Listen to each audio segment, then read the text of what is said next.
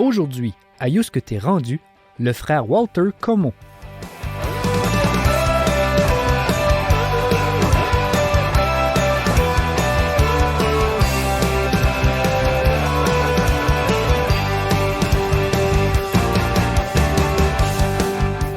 Fier Acadien de la baie Sainte-Marie en Nouvelle-Écosse, frère Walter Comeau a su inspirer et guider des dizaines de milliers d'Acadiens à travers sa vie grâce à son travail à la Maison Sainte-Croix de Pré-d'en-Haut ou encore à travers les centaines de voyages qu'il a menés avec les voyages au positif. Pendant l'entrevue, Walter Comeau partage son amour pour les arts et la culture et discute de son travail auprès du comté de Clare. Il revient aussi sur son choix d'entrer en communauté, en plus de discuter de l'avenir des frères de Sainte-Croix en Acadie. Cet épisode a été enregistré à la fin mai 2021.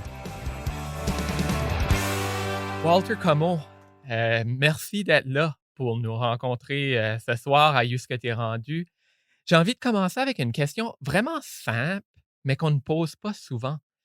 Cette question-là, c'est qui est Walter Comeau? Et merci pour l'invitation. Ça fait plaisir. Walter Comeau est de la baie Sainte-Marie.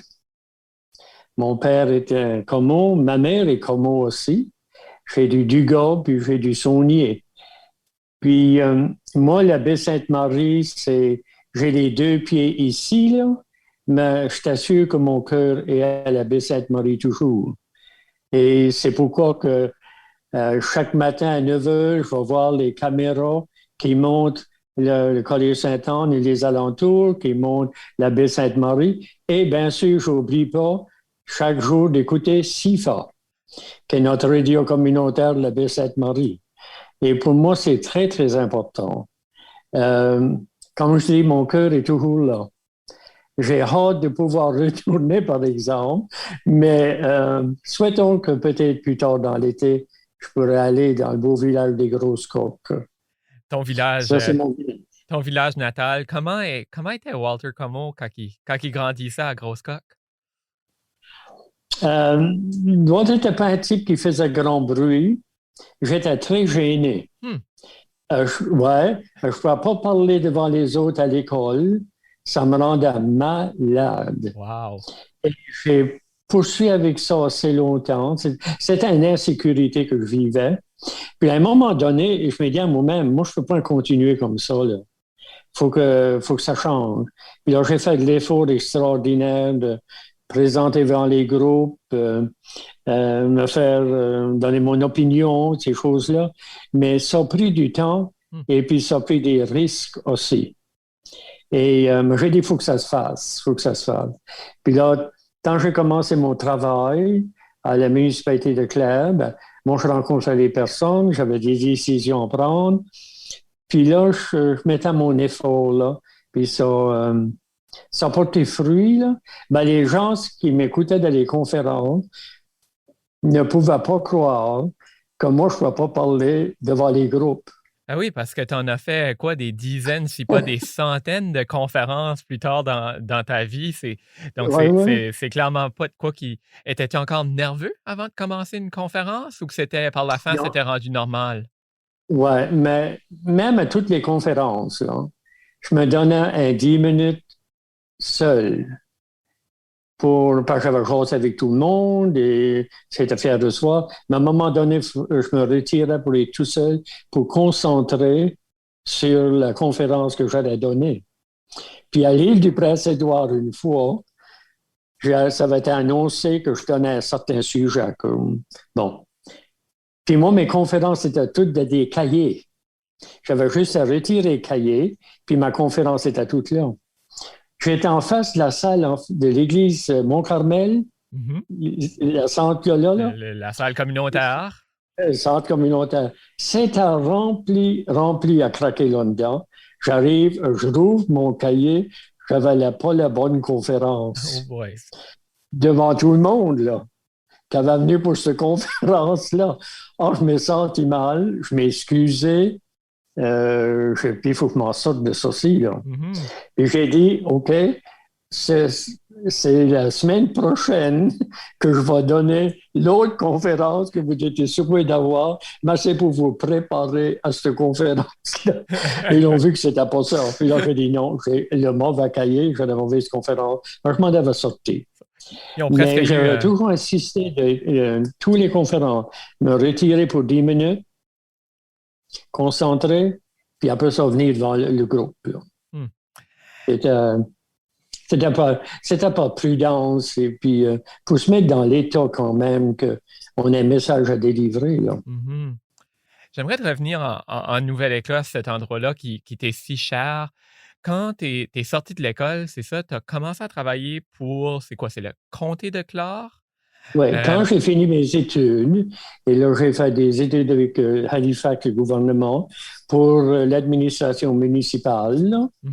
Puis là, j'étais là 12 ans C'est comme assistant, greffier, tout ça. Là. Puis là, à ce travail-là, hein, ça m'en venait dans toute occasion de rencontrer des gens avec des moments difficiles, Mhm. des moments de joie et tout ça. Puis là, j'assistais dans les cours, les procès. OK. Et puis, c'est là que j'ai beaucoup appris sur le non-jugement. Ces personnes-là avaient leurs histoires personnelles, mais mon Dieu, tu disais, si j'avais été dans les mêmes souliers, là, je crois que j'aurais fait peut-être pire que ça. Et ça m'a pris le non-jugement. On voit l'extérieur, mais quand tu écoutes à ces personnes-là, la souffrance à l'intérieur, tu dis, ah, je suis dans un autre paysage ici, là. Je suis à l'intérieur de la personne. Et des fois, il y a des choses que ces personnes-là étaient accusées d'avoir eu fait, mais gardons leurs histoires, gardons ce qu'ils ont aimé, garde la façon, puis s'explique tout. Là. Ça, tu mets tout au focus, là, tu comprends. Oui. J'ai fait ça pour 12 ans. Puis là, je m'impliquais beaucoup dans... J'étais commissionnaire à vertu de la loi notaire et commissionnaire. C'était les documents, puis tout ça. J'ai beaucoup été impliqué dans la Chambre de commerce de Clare. Parce que je sentais qu'il y avait quelque chose là. Impliquer les gens, trouver des moyens de grandir. Puis, directeur du Festival acadien et vice-président plusieurs années dans ça. Pour moi, je croyais beaucoup à notre chère Acadie, là. Puis à la Baie-Sainte-Marie, il ne faut pas oublier qu'il y a des Acadiens là, là. Bien sûr. Oh oui. Oh yes. Puis là, des conseils des arts, j'étais fondateur de ça avec tous les programmes. Ça, c'était en travers avec le Collège Sainte-Anne qui nous permettait de servir de leur facilité et puis de trouver les artisans de la Baie-Sainte-Marie. Et puis, il y en a. Là, j'étais impliqué dans la Caisse populaire. Là, j'étais directeur des Scouts de Clare pour un bout de temps. J'étais sur le comité culturel du Collège Sainte-Anne pour permettre encore de découvrir la richesse des personnes. Et là, la musique me parle beaucoup. Ça va fonder la chorale de la Baie-Sainte-Marie qui existe encore. Et puis, si les gens se vont dans notre coin, dans l'église Sainte-Marie, là, il y a un musée, ben, j'avais fondé ça. Il porte mon nom, là. Puis j'étais beaucoup, beaucoup impliqué avec les Chevaliers colons. Tout le monde à la Baie-Sainte-Marie devait connaître Walter Comeau comme ça. Pas mal, oui. Ouais, oh, oui, oui, oui. J'avais... Ah oui, oui, oui. Non, c'était... Ben, c'est pourquoi mon cœur est là. C'est ça. Quand tu regardes à ta communauté, tu as quitté la baie en 72, je pense, c'est ça? Oui. Quand oui. tu la regardes aujourd'hui, qu'est-ce que tu remarques de différent? Comment a grandi la baie Sainte-Marie selon toi? Comment a-t-elle évolué? Premièrement, la baie Sainte-Marie a des qualités comme ailleurs, mais c'est une population très, très chaleureuse à la baie. Quand tu vas là, tu fais partie de eux, là. Puis il aime de rencontrer les gens. Il aime la baie Sainte-Marie. Encore, tu vois qu'il y a du progrès. Quand je m'en vais, je trouve ça fameux de voir le progrès qu'il y a encore. Il manque des usines, il manque du travail pour les gens. C'est regrettable. Il y en a qui doivent partir, comme toujours d'ailleurs. Dans notre histoire de la baie Sainte-Marie, beaucoup s'en ont été aux États-Unis. Travailler là, ils sont cool, là, des familles sont là. Mais la baie Sainte-Marie, c'est la pêche. Hein. C'est les bûcherons. c'est, c'est la vie de la mer et de la terre, Mhm. si je dirais ça comme ça, là. Euh, mais tu vois, c'est du monde qui aime de fêter, par exemple. C'est la musique, c'est les party kitchen, les parties de cuisine. C'est la musique, là. Puis il y a plusieurs musiciens, comme à l'île du Prince-Édouard, les familles et tout ça, là, Mhm. il y a de la musique là. L'Acadien a de la musique dans le cœur. Hein. Ouais, S'il ne peut pas jouer l'instrument, au moins il peut le chanter ou le danser à sa façon. Mais la musique est là pareil. tout à fait. Avec ça, la baie Sainte-Marie, peut-être moi, le compliment qui m'a toujours touché, parce que ça fait 45 ans que je m'en vais, là, c'est quand ils vont dire, well, Walter, t'as pas changé.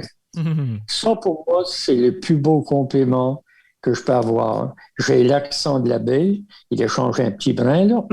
Mais j'ai l'accent de la baie. J'ai la nostalgie de la baie, oui. Mais moi, je n'ai pas changé, là. Et j'avais dit en communauté, quand j'ai rentré, je suis acadien de la baie Sainte-Marie. J'ai mon accent et je ne m'attends pas à le changer. Et ils l'ont compris. T'en parles, t'es entré en communauté, ben c'est ça, en 72, ou du moins t'as Oui, as commencé le processus à ce temps-là. oui.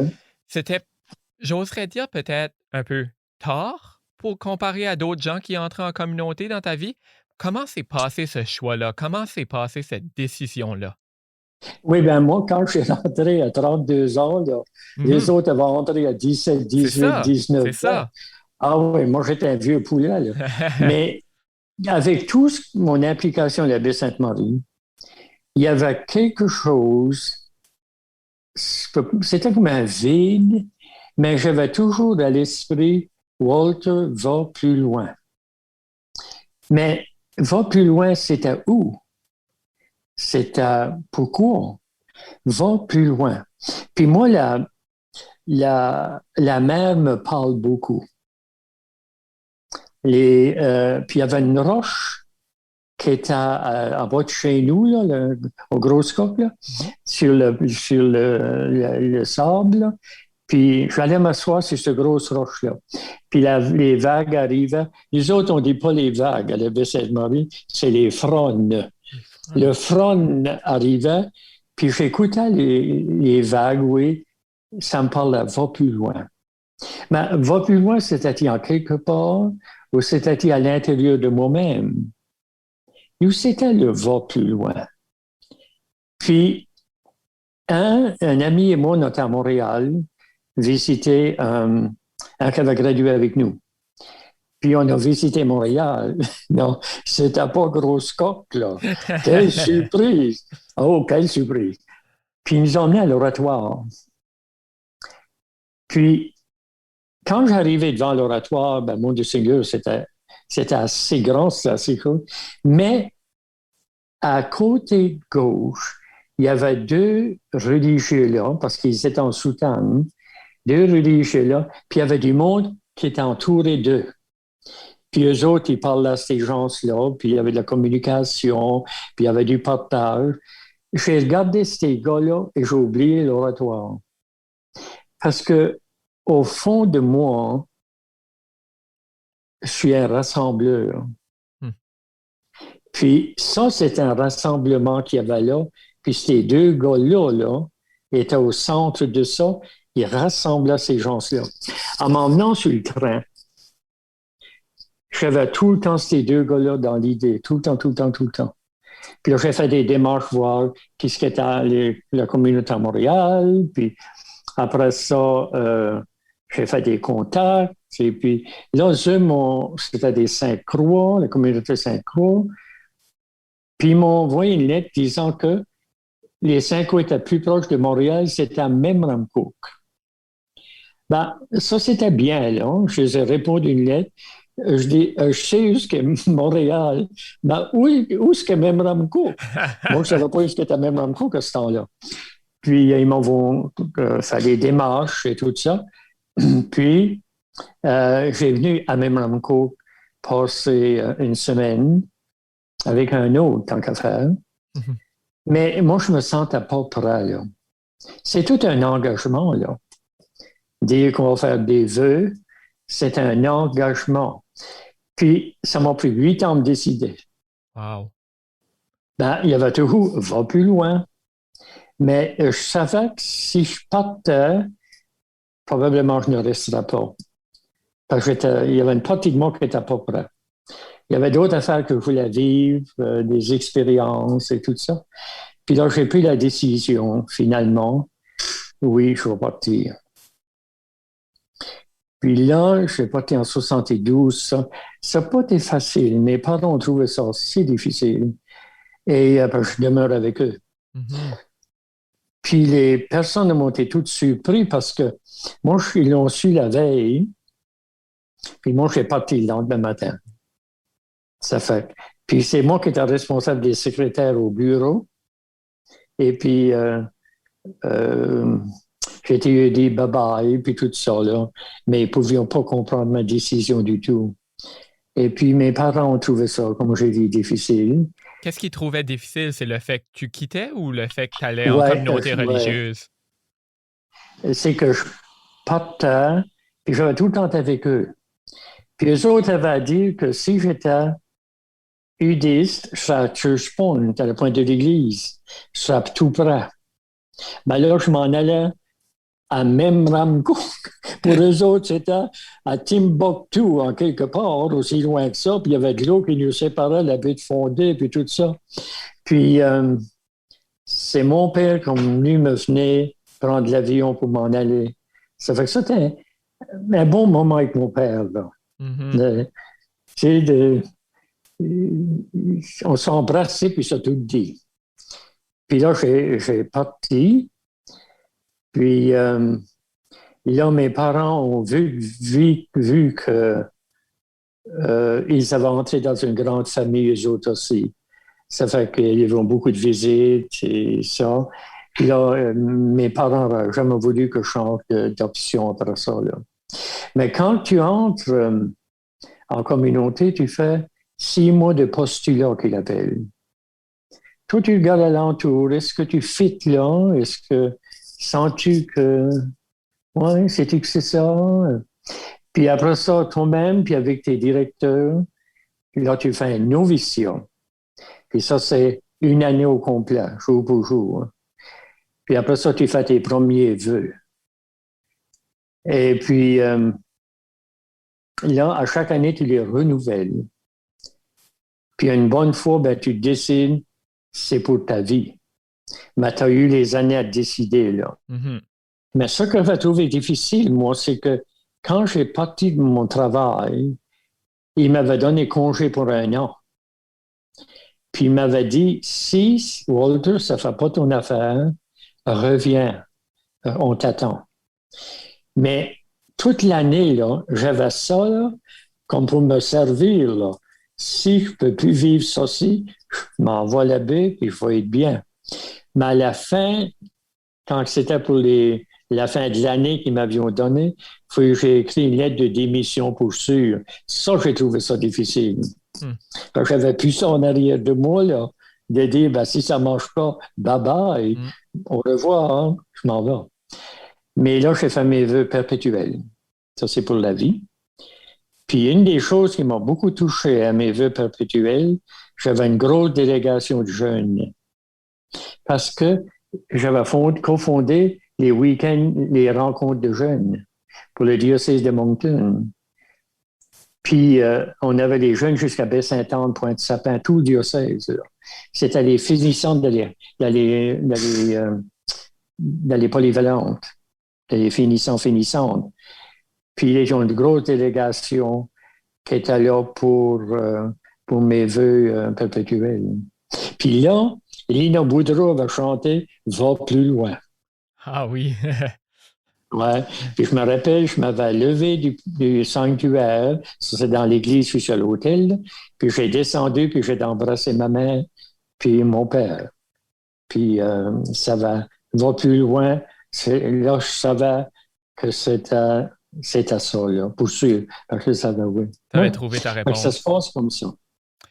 Est-ce que dans cette période-là où tu as fait ces étapes-là, est-ce qu'il y a eu des doutes? Parce que ça, quand même, tu sais, tu dis que tu as pris 8 ans avant de décider de t'inscrire, D'y de aller, oui. rentrer.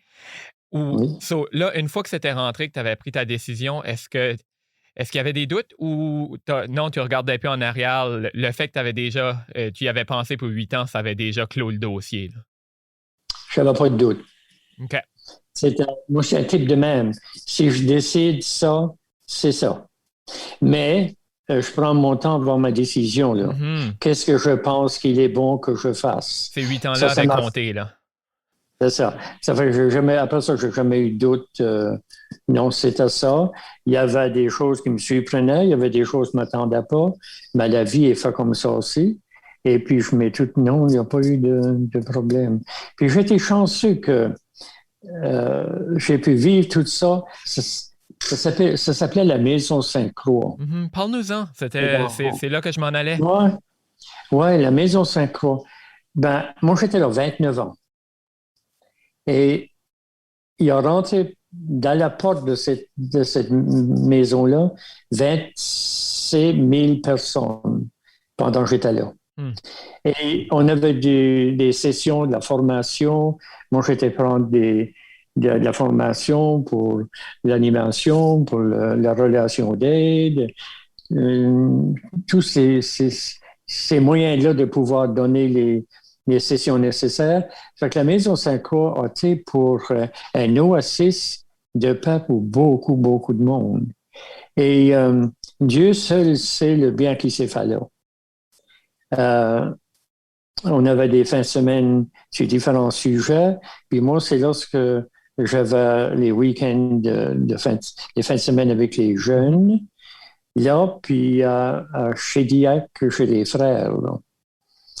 Puis, oui, ça fait. Là, il y avait toutes les différentes sessions qu'on pouvait présenter. Il y a des sections, ça dure à 3 semaines, une session un mois. On a travaillé dur, là. Moi, après 29 ans, j'avais laissé une partie de ma santé là aussi parce que c'était. Puis tu vives toujours avec des étrangers, hein? J'allais dire, c'était quel type de gens qui venaient à ces sessions-là?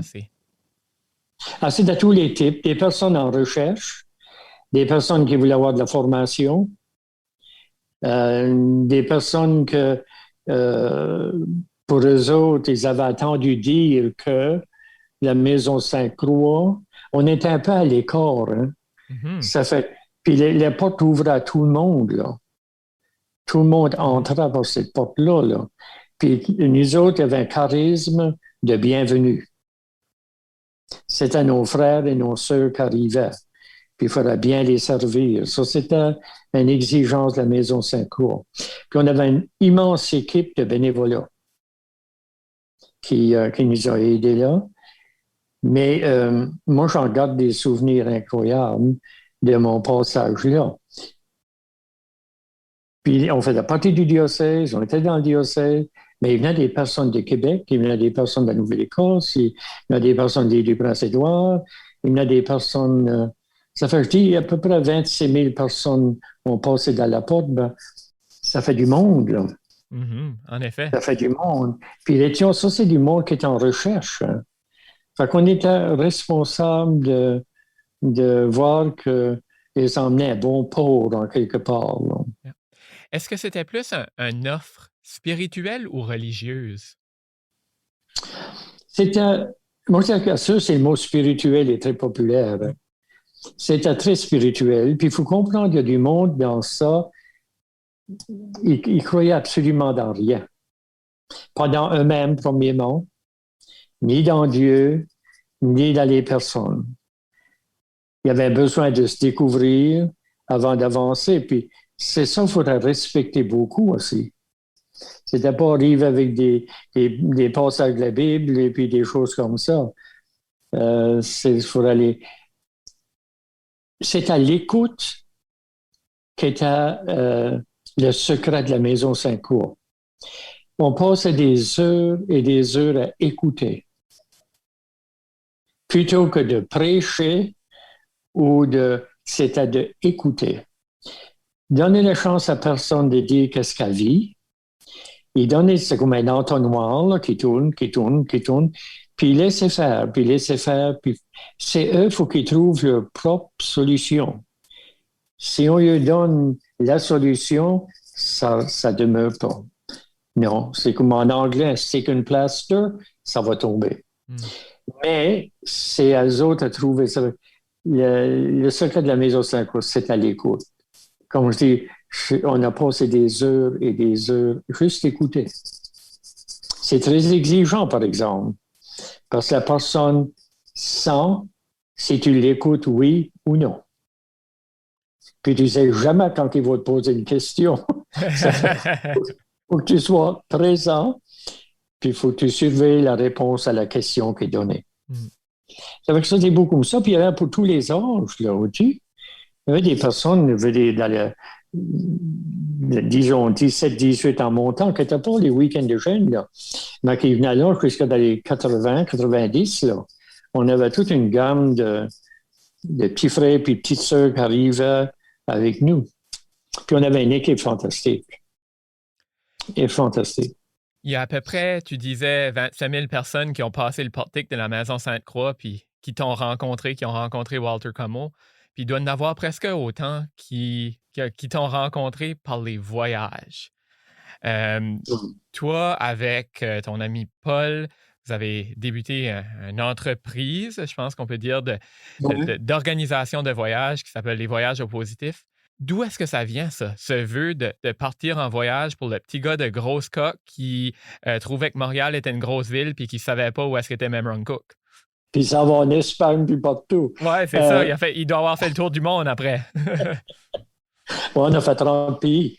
Pendant les sessions qu'on donnait, moi, j'avais une façon tout le temps de parler de grosse coque, mon village, puis de la baie Sainte-Marie. Je les ai vraiment tannés avec ça, mais ça fait rien. La baie Sainte-Marie. Puis il y a un groupe, à un de ces week-ends-là, il y a un type qui dit, « Walter, arrête d'en parler, puis emmène-nous. » Ça a tout commencé là. En 1982, la grande fin de semaine de mai. 327 ans passés, 335 ans passés, 37 ans passés. Et on emmenait un groupe à la baie Sainte-Marie. Oui, j'étais fier, j'étais content. Oh, je touche à pas terre d'avoir ces gens-là à la baie. Ça a commencé là. Puis après ça, ils ont dit, on s'est aimé ça. On aimait faire le Cabreton. OK. Là, pourquoi vous organisez pas la Louisiane? Ça, c'était une autre affaire. Il y avait de l'avion, il y avait tout ça. On a dit, OK. On est en Louisiane avec un groupe. Mais le but des voyages a toujours été de former une famille. C'est pas que tu vas au voyage, puis tu t'en viens, puis ça finit là. On voulait avoir une famille que pendant le voyage, ce qu'ils vont voir, c'est très important, mais le plus important, c'est ce qu'ils vont vivre ensemble comme groupe, puis de créer des liens. Et c'est ça quand tu es toujours dans les 37 ans, le but des voyages, c'est à ça. Créer des liens, leur permettre après qu'ils vont aller se rencontrer par eux-mêmes, aller jouer aux cartes dans telle maison, faire ceci, faire ça. Aussi, si quelqu'un se sentait pas bien malade, qu'il y a de la visite, il y a ceci, il y a ça. Fait que ça a toujours été axé sur famille. Puis c'est pourquoi on a pu retenir nos personnes à cause qu'ils faisaient partie de la famille. Depuis le début de la pandémie, c'est sûr que ça a changé vos plans de voyage à toi et à Paul. Comment est-ce qu'on vit un peu de nostalgie, je présume, en ce moment, sur ces voyages-là? Paul, il pourra parler pour lui-même, là, mais les deux, on manque le contact des gens. Comme 2 semaines passées, j'étais parti à Memramcook, parce qu'à ce je sais jusqu'à Memramcook. Ça fait que j'étais parti à Memramcook. Puis il y a une lumière rouge devant l'église de Saint-Anselme. Mais juste en face de l'église, il y a un stationnement. Là. C'est là qu'on ramassait tous nos gens. Là. Hmm. La lumière était rouge, pas avancer. Puis je regardais ce coin-là, là. Et sais-tu que j'avais les larmes aux yeux, là. Ça m'a secoué, là. Puis là, j'avais hâte que le verre arrive pour décoller de là, là. Ouais. Mais oui, ça fait moi, je manque beaucoup les gens. Énormément. Je fais beaucoup de téléphone pour essayer d'avoir des contacts avec les personnes, mais je manque énormément les contacts. Parce qu'on était toujours avec eux autres d'une façon ou d'une autre. Puis, quand tu as 15 voyages par an, puis il y en a que c'est de 3 semaines, 2 semaines, c'est toujours avec les gens. Puis là, il y avait le travail de bureau. Il n'y a plus de ça, là. C'est ça. Ça fait que ça n'a pas été facile pour nous, puis pour personne non plus, qui est responsable de voyage. Les autres aussi vivent ça difficilement. Comment vous viviez ces voyages-là? Est-ce que c'était stressant pour vous quand il y a 45 personnes derrière dans l'autobus qui s'attendent, puis qui vous suivent, puis qui se fient sur vous autres? Comment est-ce que vous viviez ces moments-là? Ben, premièrement, c'est avec le public. OK? Mm-hmm. C'est avec le public. Normalement, dans l'autobus, il y en avait 54 ou 56. C'était OK. On était responsable de ces personnes-là 24 heures par jour. Mm. Responsable. On était à l'hôpital différentes fois, on a passé, c'est à nous qui voit ça, c'est à nous qui voit tout. Tant que tu es en France, tant que tu es en Irlande, tant que tu es où que tu es, ben, on était responsable d'eux. Puis c'est pourquoi que moi, j'avais des contacts avec eux autres personnellement pendant le voyage. Ça va-t-il bien? Y a-t-il quoi qu'on peut faire? As-tu de la sécurité? Parce que la chose la plus importante, une des choses très importantes des voyages, c'est la sécurité. Si ils se sentent sécures, il y aura de la joie, il y aura du partage, il y aura... C'est là. Mais c'est toujours la responsabilité. Dans les hôtels, il faut que tu vois que tout le monde est correct, il n'y a pas de problème. Et ça, c'est stressant des fois. Moi, je dis que ça allait très bien. Là. Ils n'ont pas donné de problème volontaire. Là. Il y avait des fois, on en a perdu. Bon, on les souhaitait avant qu'on parte pour s'en aller, tu sais, là. Oh, on en a perdu, bien sûr. Avez-vous tout le temps ramené le même nombre que vous avez parti avec? Ça, c'était notre souhait. Ça, c'était notre souhait. Puis on les a toujours ramenés, mais il y a des fois qu'il y avait eu des zigzags avant qu'on les trouve. Mais on disait toujours, si vous partez, restez là, demeurez là. On suivra le circuit qu'on fait, puis on va vous trouver. Tu sais? Fait qu'il y avait des moyens quand même. Puis on lui disait, ben, allez pas tout seul à un endroit, là. Allez 2 ou 3 ou 4.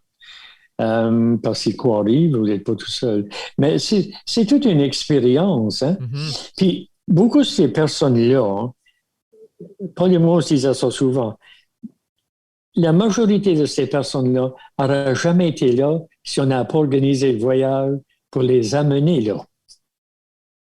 Tu sais? Ça, pour eux autres, c'était spécial. Une question qui sera probablement difficile parce que vous en avez fait, toi et Paul, tellement des voyages. S'il y en a un que tu voudrais te rappeler, s'il y en a un qui t'a marqué plus que les autres, ça serait lequel et pourquoi? Ben, c'est pas la baie Sainte-Marie, parce que vous l'avez dit, c'est la baie Sainte-Marie. Bon, non, c'est le... Ben, non, je suis attaché à plusieurs d'eux autres, il faut dire la vérité. Oui, mais il y en a un, j'aimais de refaire. Hein? Et on était pour le refaire. C'était à la Suisse en train. Wow. Moi, je n'oublierai jamais l'expérience de la Suisse en train. Le paysage, tout marchait là comme incroyable. Non, moi, ça m'a marqué ça. Un voyage qui était très, très populaire pour nous autres, c'était quand on allait en Californie, l'Arizona, le Nevada. Ça, c'était très, très important. Puis, bien sûr, aller à nos racines en France. Puis, on préparait un livret qu'on faisait des recherches pour les mots sur les familles, Mm-hmm. puis faire des cartes routières et tout ça. Pour les mots, le descendant venait d'eux. Puis là, on essaie de trouver l'histoire pour chacun. Fait qu'en préparation, on va y aller comme ça, là. On a mis beaucoup, beaucoup de temps à préparer nos voyages. Parce qu'il était là pour apprendre quelque chose, hein. C'est pas seulement puis voir, puis avoir du fun, puis il faut apprendre quelque chose, s'informer sur quelque chose. Ça fait qu'on fait des recherches. La France est très, très important et tout. Ouais. J'aime tout le temps terminer les entrevues en regardant vers l'avenir. On a touché plusieurs sujets. On a déjà parlé un petit peu de la communauté puis son changement à la baie Sainte-Marie. Mais une chose qu'on n'a pas nécessairement parlé de l'avenir, puis j'ose dire que c'est peut-être une question, encore une fois, qui n'est pas nécessairement facile, c'est au niveau de la vie religieuse, des frères de Sainte-Croix, mais de la vie religieuse en Acadie en général. La relève est certainement pas là comme elle l'a été il y a 50, 60, Non. 100 ans. Comment, Non. toi, étant de l'intérieur, étant un frère de Sainte-Croix, comment est-ce que tu vis ça? Ben, c'est difficile parce qu'on n'a pas de relève, hein. Mhm. Puis nous, on fait partie du groupe de Montréal parce qu'on est attaché à Montréal. Mais nous, on a du sang acadien et on veut à tout prix demeurer en Acadie, plutôt, comme acadien. Mais ça veut dire quoi pour le futur, hein? Mhm. C'est comme, on s'attend peut-être qu'il pourra venir des religieux de l'extérieur rejoindre l'équipe ici, surtout pour le diocèse et les diocèses de Moncton, parce qu'on n'a plus d'œuvres et la majorité des religieux sont plus en paroisse. Et on souhaite que peut-être qu'il y a des personnes qui viennent nous rejoindre. Sinon, on va s'éteindre tranquillement pas vite, là. Moi, je suis le bébé de la communauté. Je suis le bébé de la communauté ici, là. OK? Ça dit pour le reste du groupe, là. C'est moi le bébé, le plus jeune. Mais ben c'est un peu... il faut vivre ça de jour en jour. Comme notre Acadie et tout. C'est, moi, j'ai l'Acadie au cœur de moi-même. Ça me fait penser... moi, je suis le premier frère, religieux frère de Sainte-Croix, qui a été nommé supérieur des pères et des frères dans l'histoire de la communauté qui avait été fondée en 1837. Je suis le premier. Wow. Le père général m'appelle de Rome. Il dit félicitations. Il parle en anglais. Et il dit, ça a pris l'Acadie pour faire ce changement historique. Ça a pris l'Acadie. Parce qu'il était au courant il est venu passer une semaine avec moi ici, là. Puis il dit, ça a pris l'Acadie pour faire ce changement-là. Et c'est pourquoi que, aussi, nous autres, qu'est-ce qu'est notre avenir? Qu'est-ce qu'est l'avenir de l'Acadie? Quand on voit les jeunes s'impliquer d'une façon ou d'une autre dans l'Acadie, nos ancêtres ont travaillé si fort et avec foi pour l'Acadie que nous avons la chance de vivre. Aujourd'hui, il est très important, moi je trouve, de connaître notre histoire avant et après le grand dérangement. Une nouvelle génération, une nouvelle façon de célébrer l'Acadie. C'est beau de voir, moi je dis l'implication, quand je m'envoie les jeunes au Festival acadien de Clare, et c'est de même ailleurs, dans l'organisation, dans les programmes, dans la musique, dans le traitement. C'est vraiment une émotion de voir les drapeaux acadiens, les décorations, la joie et la fierté, parce que l'Acadienne a toujours un grand besoin de se rassembler. Ça, il ne faut jamais oublier ça. Et il ne faut pas oublier, hein, que c'est le Congrès mondial acadien, là. Il ne faut pas oublier ça. Qui aura lieu en Nouvelle-Écosse, dans notre région, les parents hauts, qui est Clare, et les parents bas, qui est Argyle. Et ça sera une belle occasion de se réunir et fêter ensemble. Et pour dire la vérité, ça va être une belle occasion de ces deux zones-là de travailler ensemble. Parce qu'on ne se connaît pas si ça, là. On a Yarmouth qui nous sépare. Ça fait qu'avec le comité qui est les deux, Voici, c'est très beau. Mais, puis il faut toujours, moi je dis, protéger notre langue et puis nos accents. On a chacun notre accent. Monseigneur Chiasson avait dit dans la cathédrale, il avait dit, le frère Walter, là, quand il arrivait, là, il pensait que c'était le seul qui n'avait pas un accent. Les autres avaient tous un accent, mais pas lui. Puis c'est pourquoi, quand mon 25e année de vie religieuse, Monseigneur m'avait envoyé un beau document, c'est très beau et tout ça. Puis il avait mis « Merci pour ton travail dans notre Église, pas seulement un accent de la baie, mais des accents d'Évangile. » Il avait revenu sur l'accent. Et quand on voit notre beau drapeau acadien flotter en plein air, en plein vent, ça nous donne le désir de nous engager, de nous rassembler et de fêter. Et comme nous, les Sainte-Croix, on sera pour toujours, si on a d'autres qui viendront, mais l'Acadie sera de toujours aussi. Hein. Sur ces belles paroles, Walter, merci beaucoup d'avoir été là avec nous pour cet épisode du podcast. Merci d'avoir accepté l'invitation, puis de t'avoir ouvert, puis d'avoir partagé un peu sur toi, puis sur ta vie. Merci à toi. Hein? C'était You ce que t'es rendu avec à l'animation Marc-André Leblanc. Pour ne pas manquer d'épisodes, assurez-vous de vous abonner sur Apple Podcasts, Spotify ou votre lecteur de podcast préféré.